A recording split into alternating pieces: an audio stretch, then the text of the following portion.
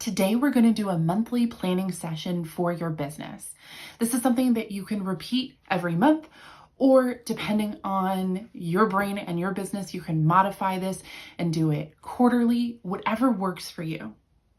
So I invite you to grab a notebook and a pen or a Word document on your computer, whatever is going to work for you.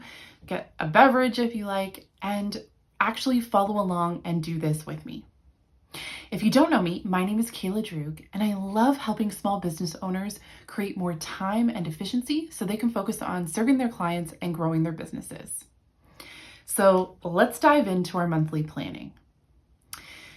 I invite you to pause the video and work on each section with me if that's something that works for you, or you can write all of this down and come back and do it later. The first part of this planning session is to do an assessment of the previous month and see what went well and what didn't. So the first thing that I would like you to write down is a list of all of the things that went well last month. As business owners, it's often really easy for us to overlook our wins and the things that went well because we're so focused on the things that didn't go well or all of our deadlines, and we don't take that time to really celebrate ourselves. So I want you to really acknowledge the things that went well last month and celebrate those wins. Then the next thing that I would like you to write down are the things that could have been improved. Don't think of these as the things that went badly or the things that you did wrong, just areas of improvement for your business. And then the next part of this is to check in with all of your projects. So projects for or with clients and within your own business.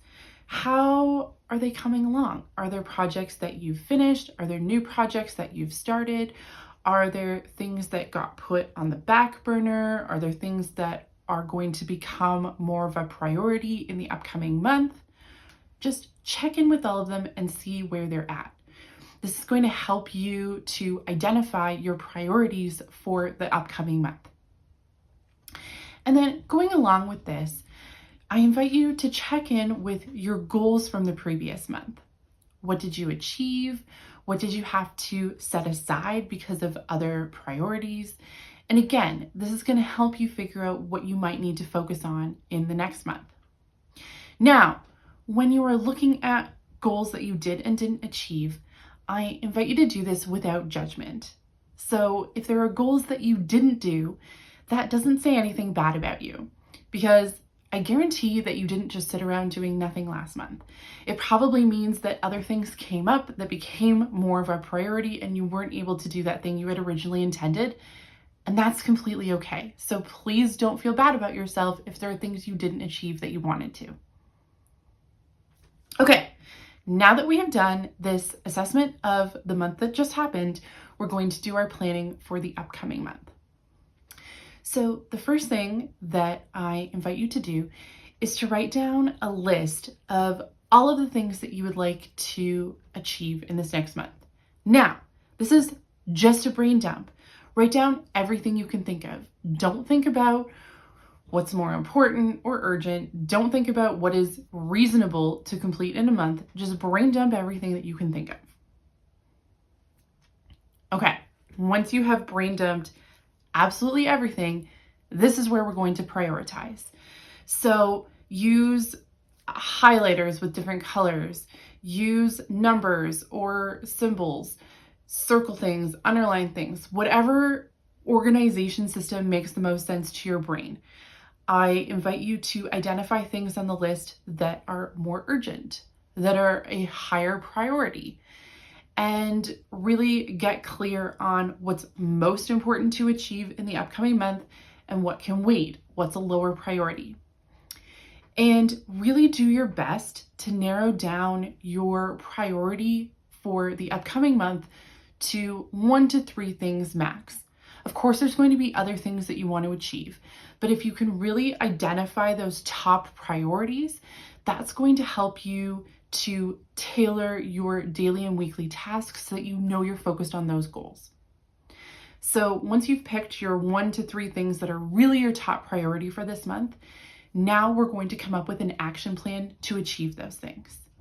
So going through them one at a time, break them down into all the different steps that are required to achieve them. So break it down into all the little tasks. It can be overwhelming when you're looking at the big picture all at once, but if you break it down into all the little steps and you just look at them one at a time, it makes it much more achievable. If you are the type of person who does well with time blocking or putting things in your calendar, feel free to take your calendar for the month and kind of slot these different steps in throughout the 4 weeks to kind of distribute it. Or if that's not how your brain works, if there's another distribution system or way of organizing your tasks that works for you, feel free to implement it. If you're just a straight to-do list person, that's great. If you've got other organization methods, whatever works best for you. So now we have our top priority for the month. We've got our action plan for the month, and we're ready to actually get started and start doing these things and making it happen. So I hope that you found this monthly planning session helpful. I hope that you actually did follow along and do some of this planning with me. If you have any questions, please leave a comment or feel free to reach out. Don't forget to like and subscribe. And if you know a friend who would benefit from this video, please share it with them. I will see you soon.